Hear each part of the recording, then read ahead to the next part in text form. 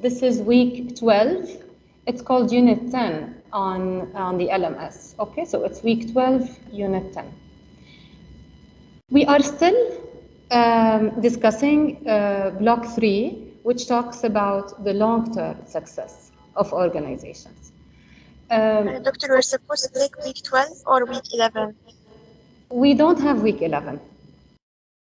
Oh. Okay, so this is week 12. So this, the reading that we will be doing today is called relationship marketing.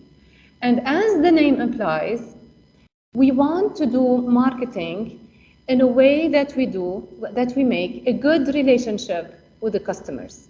Okay, so this is the main concept here, and this is what relationship marketing means. Now, I want you to think about instances. I want you to think about businesses that you bought from and that provided this great customer support, this great customer service that made you part of their system, that made you happy, that made you come back to them again, and that made you a loyal customer at the end of the day. This is the concept that we are talking about here.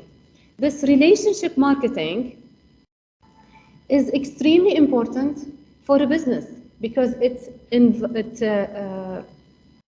results in repeat customers and repeat businesses, and it's very beneficial for businesses to have the repeat customers coming back and forth. Not only that, the happy customers will tell their friends, their relatives, so they are the word of mouth. This is what we call the word of mouth for the business.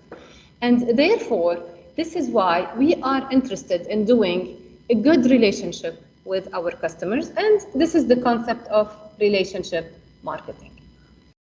So we will start by defining relationship marketing, and we will consider the benefits.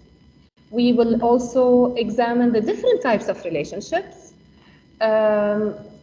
And also we will end the reading with considerations of conditions under which relational and transactional approaches are most suitable. So basically at the end of the session of this reading in particular, we will say when it's more beneficial to have the relationship marketing, but sometimes it doesn't make any benefits to us. All right, so we will differentiate between the two scenarios. All right.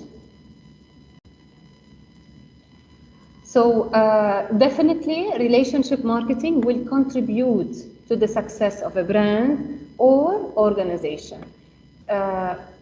So we will learn how we will do that.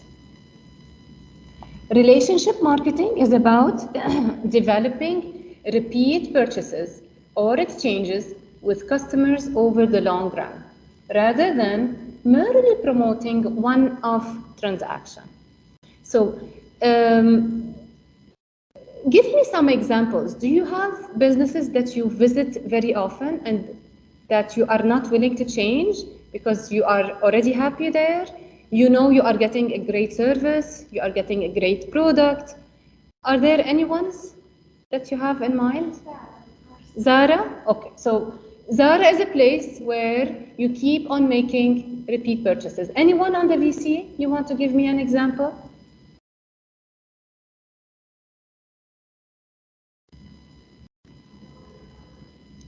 So you feel like at Zara, you could get the latest trends, good enough quality for the price that you are paying.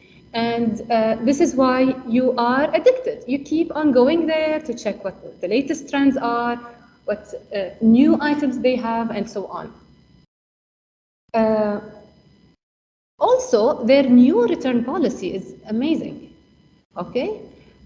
They used to have a 3 days return policy. Now you have 1 month return policy, which gives you enough time to think if you want to keep the item or not. Even if you got a little bit busy with work, with family, with whatever, you still have a long time to return your item. So back in the days when it was 3 days, really we didn't have enough time to return anything. But do you think this increased the sales at Zara or decrease the sales at Zara? The longer return policy. Decrease the sales? They increased the sales, I feel, because people, they will not hesitate to buy.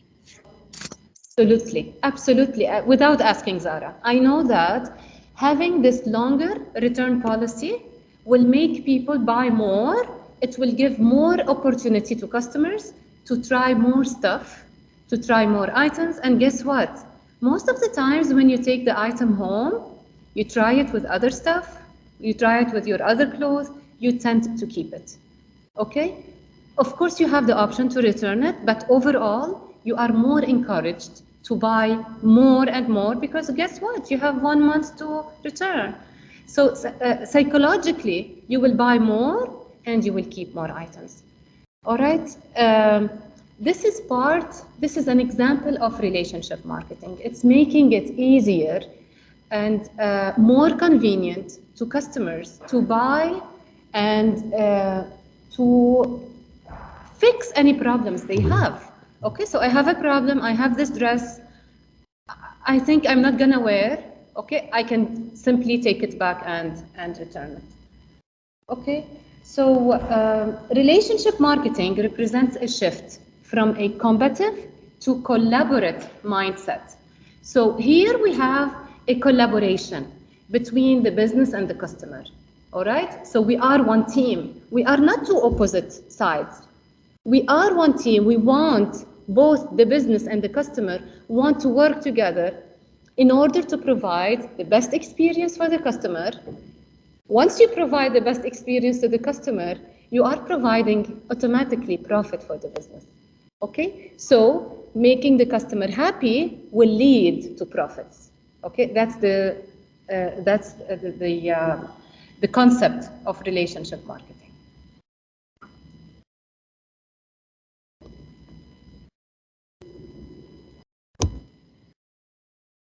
So what is the benefit?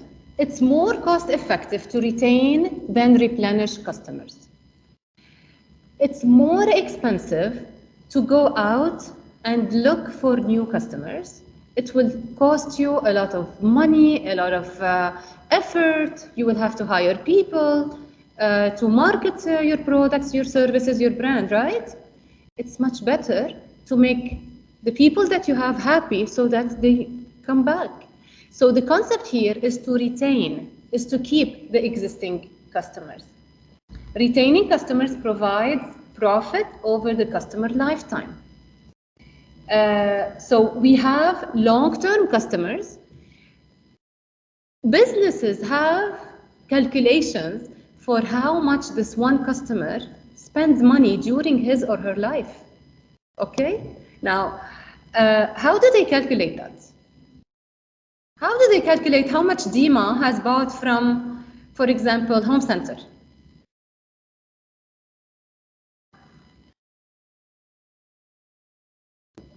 How does Home Center know? From my credit, or from Home Center in particular has the loyalty card. What is it called? Marhaba? Is it called Marhaba? Shukran. It's called Shukran. Shukran.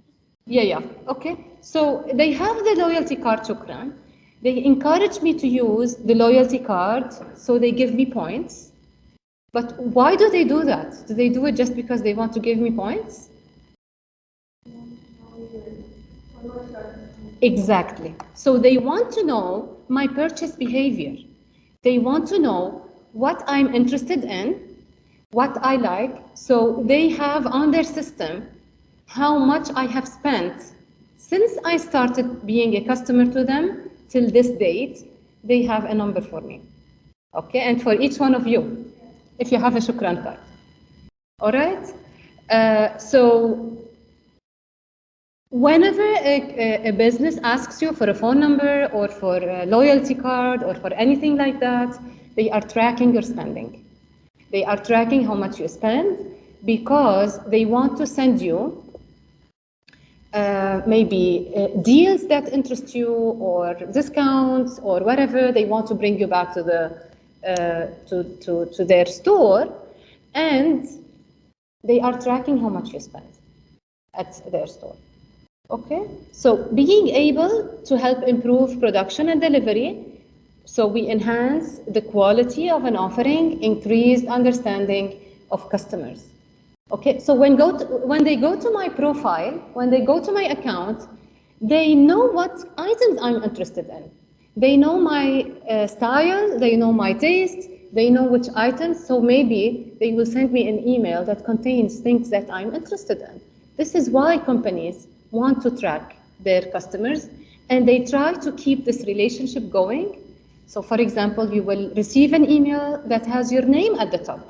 It makes it more personalized and more and closer to the customer, hence relationship marketing.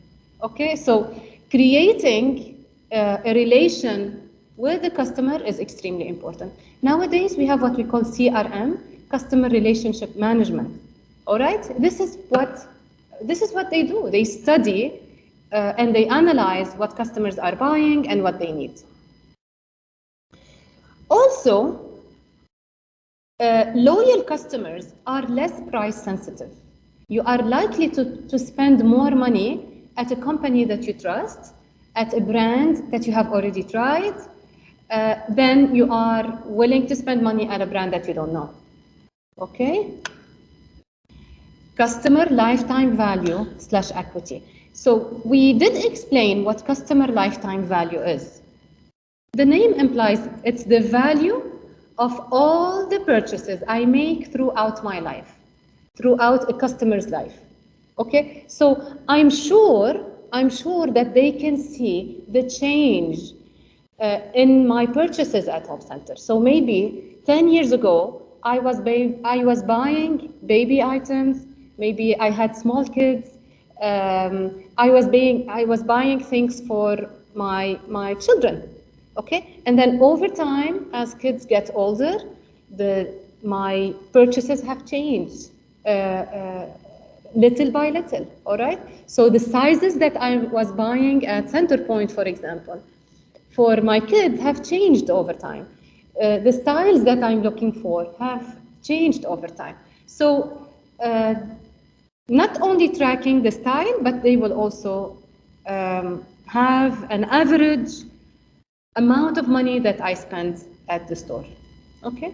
Customer equity is the sum of the lifetime value of all the firm's customers. So it's not only me, but it's all the customers, how much they are worth at this business.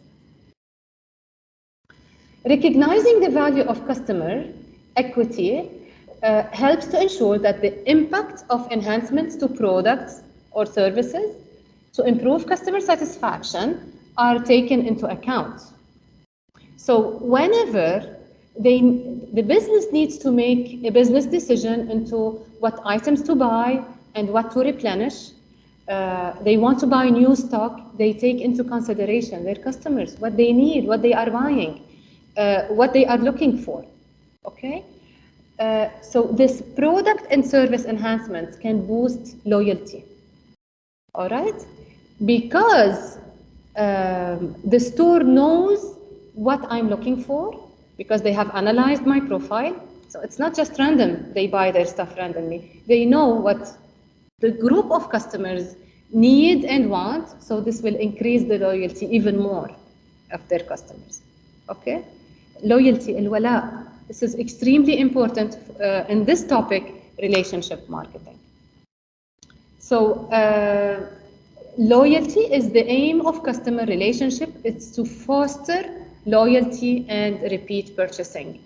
Once you have loyal customer, you definitely have a stream of income coming regularly to the business.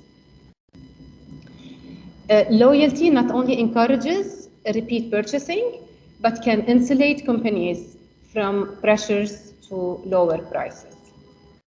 Now, while customer satisfaction is believed to feed loyalty, the relationships between satisfaction, loyalty, and profit are not straightforward. So it's not always, if people are satisfied, they will be loyal. Okay? It's not always, if they are loyal, you will have this high profit. So it's not always clear how much. Of course, people always do research about this topic, But it's not always clear because people like to switch brands sometimes. They like to try new items and new brands. But of course, having loyal customers is a way to success. It's a way for long-term success, as we are studying now in block 3. Okay, so the types of relationships, we call this the ladder of loyalty. So as you can see here, we have this ladder. You start from the bottom, and we are going to call the prospect. A prospect is someone who you think may be willing to do business with your organization. A prospect يعني عميل محتمل. Okay? It's a prospect. It's someone who did not make a purchase from your business yet, but he is a part of my target. He is part of who I am targeting. So this is a prospect customer. A purchaser is someone who had done business with your organization once. He becomes a purchaser, someone who has bought from me once. A client is someone who has done business with you repeatedly, but is not necessarily positively disposed towards your organization. Yani not necessarily this client has a great positive experience or positive. They just made, very passively, they made, he or she has made purchases from your organization. A supporter. Okay, so as you can see, as we go up the ladder, the level of relationship is increasing. Okay, the depth of this relationship is increasing. A supporter is someone who likes your organization but supports it passively. Okay, so what does supports it passively mean?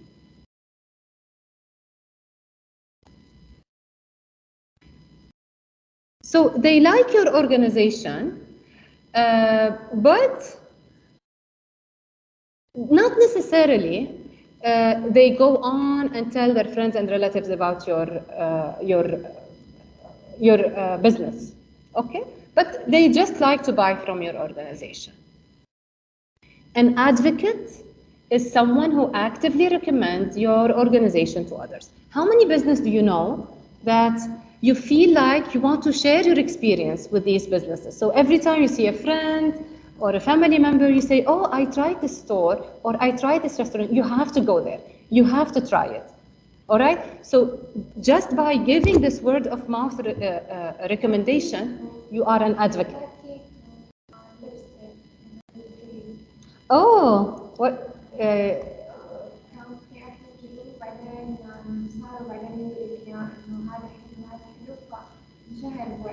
Yes, yes, exactly. What is it called again?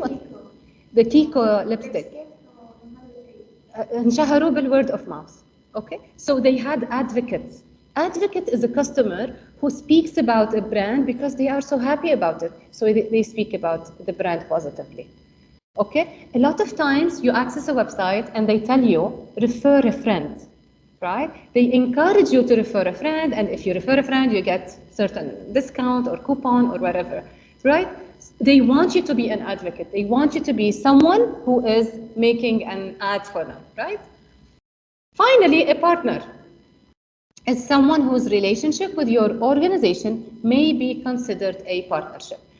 The good example that I can give here are influencers who make partnerships with businesses. So they tell you, well, I'm trying this type of makeup or clothing or whatever, but I was paid by this business to make this statement. Okay, so in this case, they are partners. This is a business transaction that they are making. So, of course, the more popular the influencer is, the more they are able to make an effect in other people's decision. Okay, so also for the relationship, the life cycle. It starts with awareness.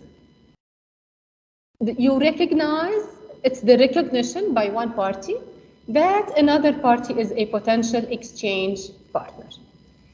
So imagine today there is a brand that you have never heard of. Okay? The first step for you when you start knowing about the brand is called awareness. It's just knowing that the brand exists. Okay? This is the first step. Before you even try it, you have to know that it's there, it's available. Okay? The second step is called exploration. The potential exchange partners consider and conduct a trial exchange. You want to explore this brand. You want to try. So let's say you want to try this the lipstick. Okay, so you start thinking about it. You start looking at it, maybe trying the lipstick, and you might want to consider buying it. Expansion is the benefits from exchange and the interdependence of the exchange that partners increase. When there is an expansion in the brand, يعني توسع, okay? We have an expansion and more people are considering and buying the brand. Commitment, this is where we have loyal customers. So they tried it once, but they're coming back for more. This solution is withdrawal and just leaving the brand. You're not loyal to it anymore. You don't like it. You go look for something else. Okay? So this solution could come after awareness directly. You're not interested. Yes, you are aware of it, but you are not interested, so you walk away. Or it could come after, it could come after any one of the first 4 steps. Okay? At any time, you can walk away and say, no, I don't want this as a customer. Now, why is it important for us as marketers to understand these relationship life cycles? Because we want to know at which point of the life cycle this customer is at now. I have a group of customers, or I have a target group for which I have to make awareness to. Okay? You see those booths that you see in the supermarket, they make you try the cereal and the bar of chocolate. This is awareness. They want you to know that it exists and to explore it. Okay? This is not targeted to people who are committed, because people who are committed will go and look for the item on the shelves. This is targeted to people who don't know about the brand, because we want to expand, okay? And we want people to explore, and we want to expand the brand. Is it clear? So as marketers, definitely we need to understand this life cycle. Now we have the business-to-business relationships. Relationship marketing is seen as particularly important for business-to-business relationships because they take longer to establish. So now I'm selling another business and I'm not selling an individual customer. Okay, I'm selling another company, another business. So those relationships will be fewer in number. I will have fewer relationships like that, because the businesses around me are much less than the customers around me. So here we have longer relationships, longer lasting, and they involve higher switching costs. It's expensive to change between suppliers, for example. Okay? It will affect outcomes to a greater extent than for business to consumer relationship. So it has a different type of relationship than when you have it between business and consumer. So what are the drivers affecting strategic decision making? So here we have a table, and this table compares the difference between promotional, relational strategies, and against using relational strategies. يعني. So on this side of the table, on the left side, we are saying in which cases or in which factors you are going to use relationship marketing. On the right side of the table, we are going to say in which cases or which factors will tell me you don't have to use relationship marketing. Okay? So I like to give an example here. So on the left, imagine you have a small bagala store next to your house. Okay? Do you think this bagala store, do you think is better for the store owner to make good relationship with the neighbors or no? Of course. Why? Because their business relies on this location, having the neighboring apartments or houses or whatever to buy from the bagala. Okay, it's more rare that you will have someone just passing by to buy from this bagala store. Mostly, they will be dependent on the houses around. Correct? So in this case, yes, a good relationship with the neighbors or with the customers is crucial and extremely important. This is why we need to use relationship marketing in that case. Okay, now, on the right side, imagine you go to Paris and you want to buy a small souvenir to your friends. It's a small Eiffel Tower. Okay? There are many stores or many, the small souvenir shops that would sell the same item at different prices. So really, as a tourist, you might want to look for the best price, or you might not have even the time to look for the best price. You might just grab anything you find and leave because you have to catch your plane. Okay, so in this case, these stores know that any tourist visiting their store is very unlikely for them to come back, okay, because it's a touristic area. In this case, there is a minimal difference between acquisition and retention costs. There is no difference for them. They will not try to retain you as a customer because you're traveling. They know you will not be here tomorrow. You will not be here next week. There are some exceptions, of course, of tourists who visit very often, but in general, the higher percentage of tourists will be there only once. Okay, so there is no difference between trying to acquire new customers or retaining the customers. Okay, unlike the small mini market that is next to your house, it's very hard to acquire other customers because it really depends on the location, it depends on the neighbors, and it depends on the neighborhood. Okay, so this table differentiates between when you should use relationship marketing and when you should not. It's not always a great idea to have the best relationship with your customers. What we are talking about here is from a business perspective. Okay, it's not always a must that you do that. Any questions so far?